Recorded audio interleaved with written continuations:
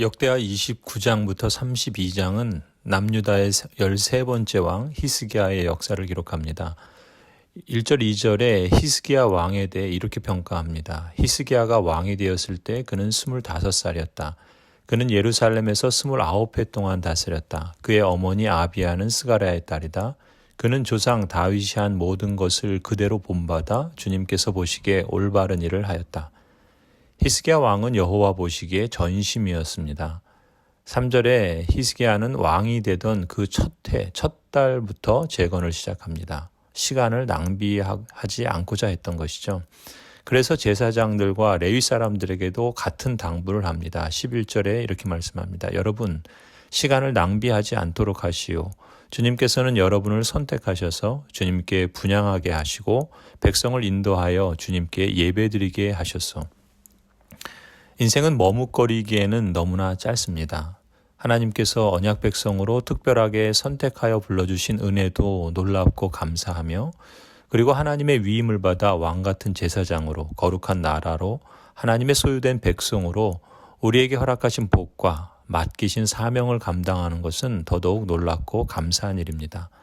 하나님을 영화롭게 하고 그래서 하나님으로 인해 영원토록 즐거워하는 삶, 하나님께서 우리에게 베푸시는 은혜와 인도하시는 능력과 허락하실 소망의 영광을 바라보며 사노라면 오늘 하루하루가 너무나도 소중하고 복되며 그래서 낭비할 수 없는 거룩한 선물인 줄로 믿습니다. 성도 여러분, 여러분의 오늘이 그 영광스러운 영원에 잇대어 사는 복된 하루가 되기를 축원합니다. 그렇다면 히스기야는 어떤 식으로 시간을 낭비하지 않고 여호와 보시기에 올바른 일을 하였는가? 3절에서 5절을 보시면 이렇게 기록합니다. 그는 왕이 되던 그 첫째 달에 닫혔던 주님의 성전 문들을 다시 열고 수리하였다. 그는 또 제사장들과 레위 사람들을 성전 동쪽 뜰에 모으고 그들에게 말하였다. 레위 사람들은 나의 말을 잘 들으시오. 이제 그대들 자신을 먼저 성결하게 하고 또 그대들의 조상이 섬긴 주 하나님의 성전을 성결하게 하며 더러운 것을 성소에서 말끔히 없애도록 하시오. 히스기야가 제일 먼저 시작한 재건은 바로 성전을 재건하는 일이었습니다. 여호와의 성전 문들을 열고 수리합니다. 혼자 하지 않고 제사장들과 레위인들을 모았습니다. 동역자들을 모았던 것이죠. 히스기야의 아버지 아하스 왕 때 실패한 것들을 되짚어 보면서 히스기야는 거기서부터 다시 세워갑니다.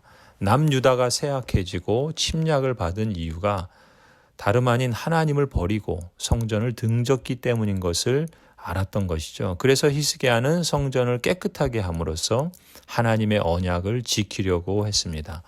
제사장과 레위 사람들은 히스기야의 명령대로 성전에 있던 더러운 것들을 내다버리고 성물은 깨끗하게 하고 아하스가 버린 성물들은 다시 제자리에 돌려놓았습니다. 이렇게 시작된 성전 청소와 재건은 16일에 걸쳐 마무리됩니다. 우리가 살아가면서 하나님과의 관계에서 우선순위를 안다는 것은 참으로 중요하다 봅니다. 특히 위기를 맞고 뜻하지 않은 곤경에 처할 때 회복을 위한 우선순위를 바로 세우는 것은 더더욱 중요하다 하겠습니다. 언약 백성으로서 신자의 삶의 최우선순위는 무엇일까요? 무엇보다 그것은 예배라 봅니다. 예배가 무너지면 신자 개인이나 교회 공동체는 서서히 무너지기 마련입니다. 올 한 해 동안 코로나 전염병으로 인해서 우리는 예전처럼 마음껏 모여서 예배하기 어려운 시간들을 보냈습니다. 그래서 한편으로 우리는 예배드리는 것이 얼마나 복되고 소중한지 실감했습니다. 또 함께 예배드리고 함께 교제하고 함께 사역하며 활동하는 것이 그저 평범한 것이 아니라 특별한 하나님의 선물인 것을 실감했습니다. 그러나 다른 한편으로 우려도 없지 않습니다. 예배를 소홀히 할 수 있는 환경과 또 예배를 드리는 것이 아니라 그야말로 예배를 다른 일 하면서 틀어놓거나 그저 잠시 보는 그런 유혹에도 노출된 것이 사실입니다. 중요한 것은 두 경우 모두 이제 예배는 진짜 마음에서 시작된다는 사실입니다. 예배당에서 함께 드릴 때이든 아무도 보는 이 없는 곳에서 혼자 드릴 때이든 예배는 그야말로 하나님 앞에서 몸과 마음으로 드리는 경외의 실천이 되었습니다. 지금은 그 어느 때보다 하나님께서 신령과 진정으로 예배드리는 사람을 찾으시는 때가 된 것이죠. 코로나 전염병은 우리에게 이 점을 테스트하고 연단하는 도구인 셈입니다. 성도 여러분, 최고의 존재이신 하나님께 최상의 것을 드리기 위해 최선을 다하는 사람, 이것이 예배자의 마음인 줄 아실 겁니다. 그리고 이런 마음은 반드시 형식과 태도라는 몸의 행위들을 통해 표현되는 법이지요.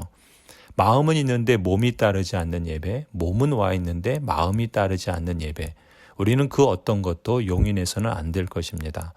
하나님은 저와 여러분의 마음과 행동을 모두 원하신다 믿습니다.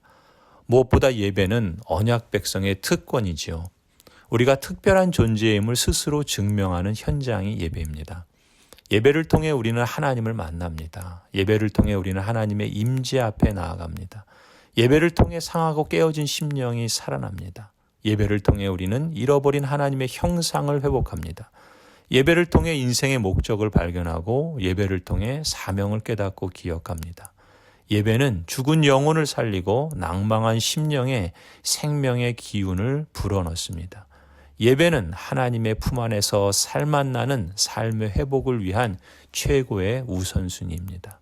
몸과 마음으로 드리는 예배, 이 예배를 통해 삶이 회복되고 하나님을 영화롭게 하는 진정한 복이 있기를 간절히 축원합니다. 아멘.